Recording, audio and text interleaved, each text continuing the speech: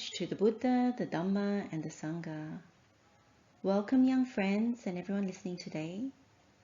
Right now, it seems like we're living in a time where there's lots of uncertainty, a lot of upheaval, a lot of bad news, and many challenges to our daily lives.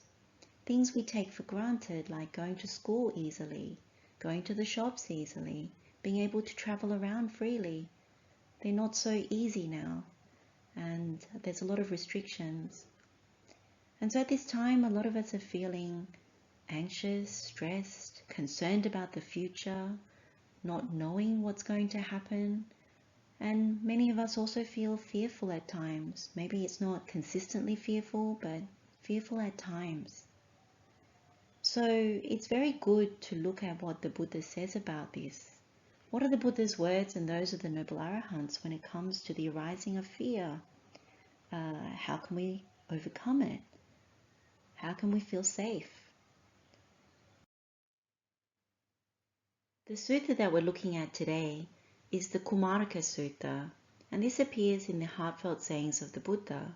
So this is Udana, chapter 5, discourse number 4. So in this sutta it says, "So I have heard, at one time the Buddha was staying near Savatthi in Jetha's Grove, Anathapindika's monastery. Now at that time, between Savatthi and the Jetha Grove, several boys were tormenting some fish. Then the Buddha robed up in the morning, and taking his bowl and robe, entered Savatthi for alms. He saw the boys tormenting the fish. He went to them and said, 'Boys, do you fear pain? Do you dislike pain?' 'Yes, sir,' they replied, 'we dislike pain.' Then, knowing the meaning of this, on that occasion the Buddha expressed this heartfelt sentiment. If you have fear of pain, if pain is unpleasant to you, don't do any bad deeds, whether openly or secretly. But if you do a bad deed in the future or doing them now, for you there exists no freedom from pain, though you rise up and run away." So this is a very direct kind of teaching from the Buddha to these young boys. As you can see, what he's saying is, if you're afraid of pain, if you find it disagreeable or unpleasant, uncomfortable, then he says, be virtuous, don't do any bad deeds. And the second thing that he emphasizes is, it's when you do them openly, but even when you do them secretly, like little bad things that we do. And he says, if you do the bad deed now or you do them in the future, then what you can expect is not to be free from pain, that at some point you will experience the pain that you're inflicting. And that's just by running away or hiding or going somewhere else. You can't avoid it. And so this is what the Buddha is saying to us, that it's very important to keep our virtue and to refrain from hurting or harming any living beings. And this applies to other bad deeds. So we're going to look at a number of other suttas that support this. But the emphasis here is that he's discouraging, out of compassion and kindness, these young boys from doing anything wrong. And in this instance, the boys are actually tormenting and hurting fish. They're harming fish. And so this is one example. We find another similar story in the Dhammapada, and it's in verses 131 to 132. And it's in the Sambahula Kumāraka Vatu. And in this story, the Buddha again encounters many young boys. And he's on alms round in Savatthi as he's staying at Jethavana Monastery, and he comes across a number of young boys beating a snake with sticks. When he questions them, the young boys answer that they've been beating the snake because they're afraid that the snake might bite them. And so the Buddha says to them, if you don't want to be harmed, you should also not harm others. If you harm others, you will not find happiness in your next existence. And so then the Buddha says these couple of verses. Beings longing for happiness, whom you've hurt with a rod, seeking one's own happiness, you'll not get happiness after death.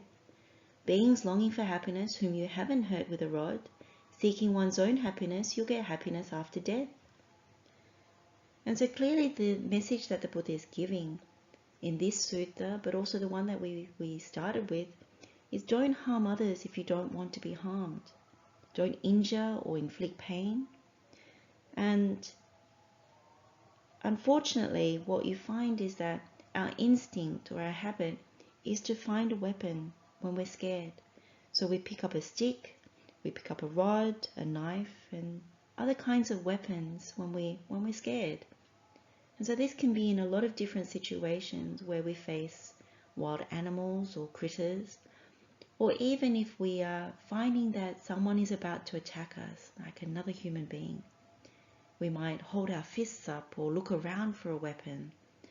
But the problem with that is that we're about to inflict pain, even though it may not be us being the aggressor. Or even the idea of defending ourselves with a weapon, it's something that is not what the Buddha recommends. And so if we want to be happy and not scared of pain, we mustn't inflict pain on others, mustn't injure people, mustn't harm other living beings. But you see this all around, you see it escalate.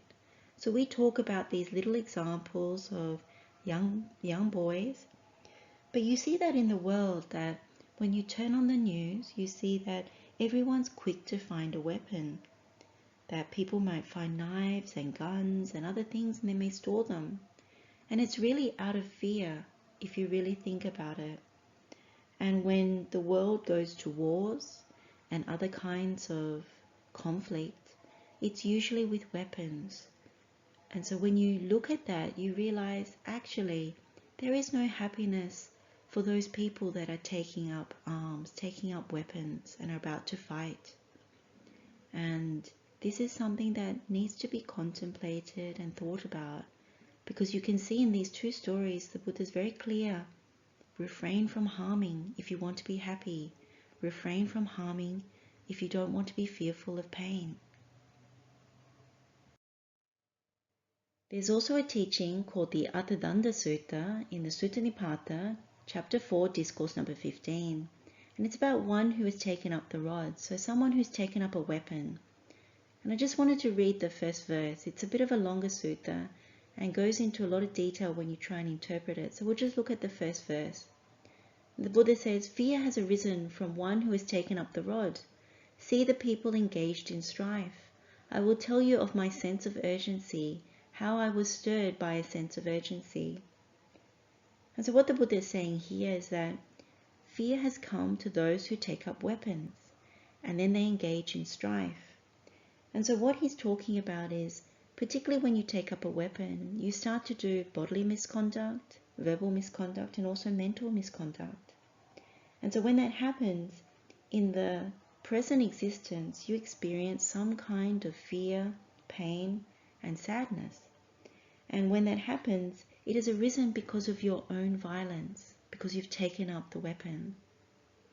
And the same thing with, if you do that, then you can also be subject to punishment if you've done something wrong. So that's conventional punishment. And so one can be fearful of that.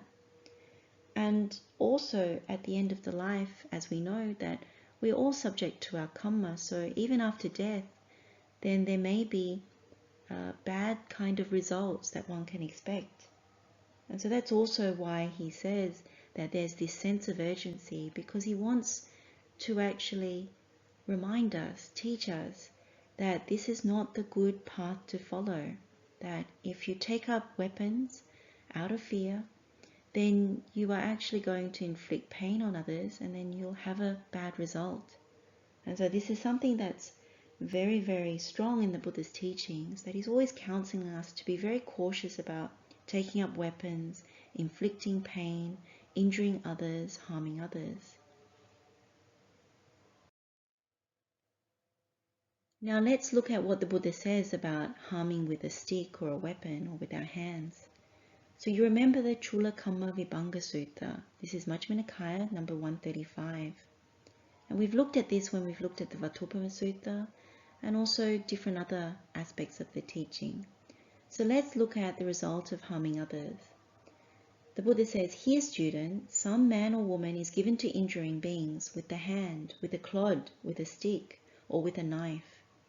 Because of performing and undertaking such action, on the dissolution of the body after death, he reappears in a state of deprivation.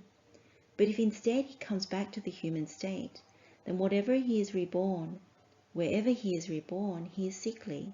This is the way, student, that leads to sickliness, namely, one is given to injuring beings with the hand, with a clod, with a stick, or with a knife. So the Buddha goes on to say that if you don't injure beings with your hand, a clod, a stick, or a knife, then you'll reappear in a happy state. So this is after death. But if you come back to a human state, then wherever you're reborn, you'll be healthy. So this is the way, student, that leads to health. Namely, one is not given to injuring beings with the hand, with a clod, with a stick, or with a knife. So Buddha is very clear about the results here, or as clear as he can be. Bad results, bad destination, if you continue to harm people. But if you're, as a minimum, you're reborn as a human, then you'll have good health. And that, as we know, good health is actually quite a precious thing. The final sutta that we can look at is called the Bhaya Sutta, and it's in Anguttara Nikaya, chapter 10, discourse number 92. And the Buddha talks about the elimination of fears and enmities in this particular sutta. So enmities means animosity, hostility, hatred, a feeling of ill will. So in this sutta, the Buddha says, what are the 5 fears and enmities that have been eliminated? Householder, one who kills living beings creates fear and enmity pertaining to the present life and fear and enmity pertaining to future lives. And one also experiences mental pain and sadness. One who abstains from killing living beings does not create such fear and enmity pertaining to the present life, nor such fear and enmity pertaining to future lives, nor does one experience mental pain and sadness. For one who abstains from killing living beings, that fear and enmity has thus been eliminated. So what's really clear here is that we create fear and enmity when we do the bad deed. So in this case, it's killing living beings. So the example that we could use, and we often think we don't kill living beings, but if you reflect, if a mosquito is biting you, what's the instinctual thing to do? You want to hit it straight away because it's biting you.